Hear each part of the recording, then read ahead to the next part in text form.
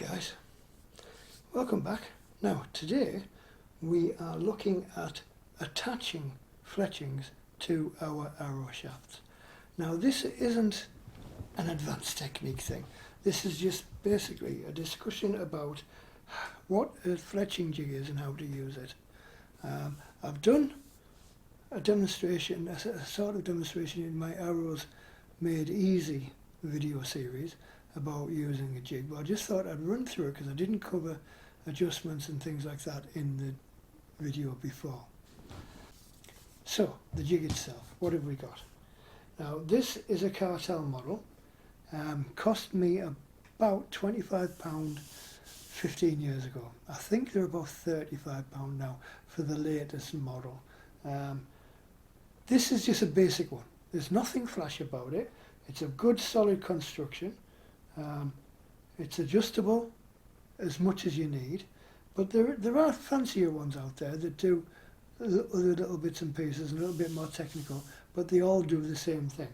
Basically, they allow you to apply fletchings to an arrow accurately and quickly, and that's the important thing. Now the way they work, basically, if you have a look in, well, at the back here, there's a knurled knob which turns, and that turns a plate inside there. I'll see if I can zoom in so you can see that rotating as I turn the knob. And basically, you would take your arrow shaft. Now that plate inside there is got a V cut in it, and if you notice, the front of this has a V cut in it as well, which means that when you put your arrow shaft with the nock attached into the jig and locate it on that bar, if you can find it properly, there we go, it will be held central in the jig itself. Then you would take your fletching clamp, not that one, that's the helical one, take your fletching clamp, put a feather in the clamp at the correct position, whichever way around you mark it, apply your glue or your tape, and then there's a stop bar there, and you basically put the heel of the clamp up against the stop bar, yeah, allow the magnets to get hold, and then just slide it forward and down, if you get it in the right position to start off with, onto the shaft, apply a little bit of pressure, and then just leave it until the glue sets. And the magnets that hold this whole thing in place are actually quite solid, so it's not going anywhere while you let it set off. And then when it's glued, the glue's set, you undo it and slide that off. And then your arrow's rotated to the next position, and then another fletching's put on again. Then you go to the next position and put another fletching, and you're good to go until you've got the right number of fletchings on. Simple as that. Now, there are a few adjustments and settings which can be changed on this. The first of which, I'll tell you what, we'll put the arrow back in to demonstrate this. If I can find. Right, so on the top here, you've got a bar which allows you to position the fletching clamp centrally over the shaft, depending on the diameter of shaft you're fletching up. This will take anything up to a 1/2 inch diameter shaft. It's quite versatile. So 5/16, 11/32, 23/64, this will do it no problem at all. And basically, along with all the bits and pieces you got, you actually get 2 Allen keys, or hex wrenches, as you Americans might call them. And there's 2 bolts on the adjustment bar, and you would just simply undo the top, undo the bottom, and if you put the clamp on, while the arrow shaft is in there,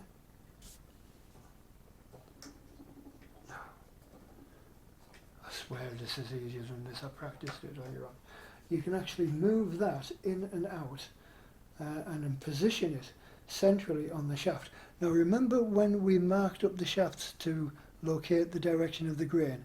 Well, we can use that mark that we put on the outside of the arrow shaft to centralize the clamp. So you would get that central on the arrow, and then just simply throw the Allen key on the floor.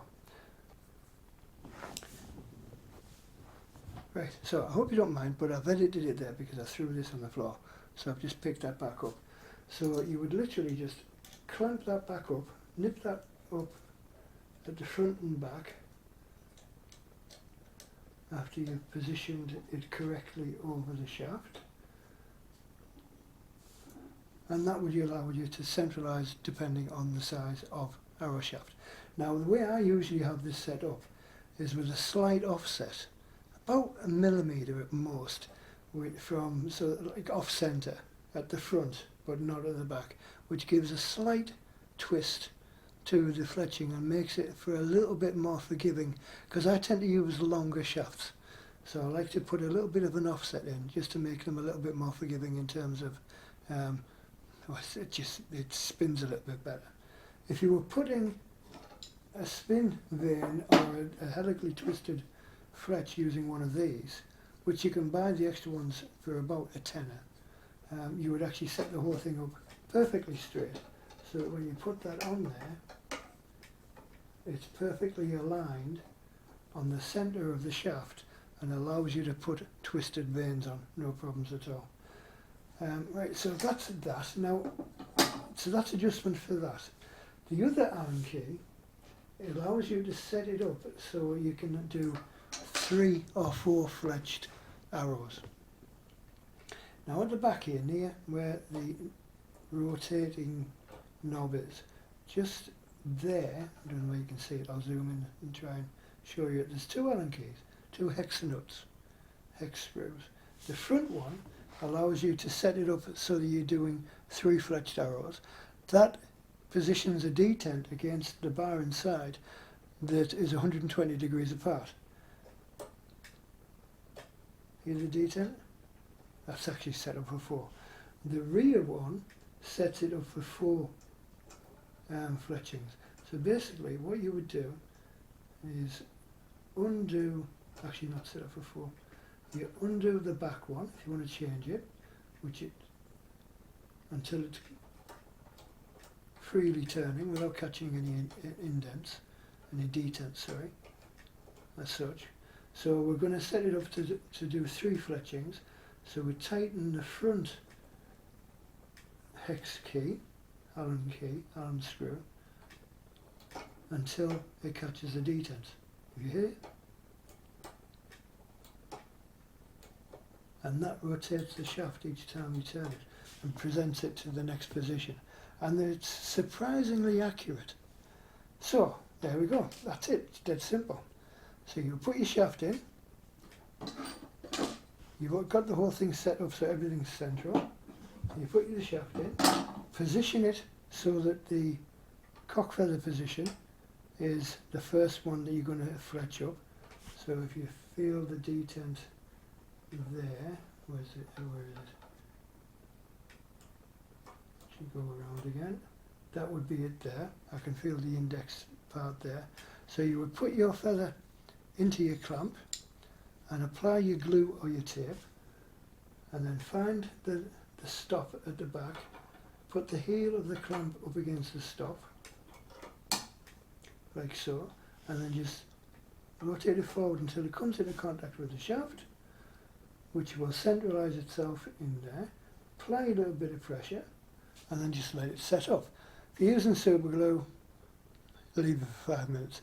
Unless you're using an activator, which you spritz activator on, it'll be done in 30 seconds. If you're using tape, put it on, press it down, leave it for 30 seconds with a little bit of pressure on it, and then press the clamp to undo and take it off. And then you would rotate that, which will bring it around to the next position, new fletch in there, position it against the stop at the back, and again press it forward, hold it down, you're good to go. and you do that until you've put 3 fletchings on, or 4 fletchings or whatever. As far as maintenance is concerned, you don't have to do anything. I've never had to do anything with this at all. The only thing you have to do every now and again with the clamp is to clean off any excess super glue or anything like that. Just every now and again, because sometimes it starts to get a little bit bunged up. And that's about it. Good solid piece of kit.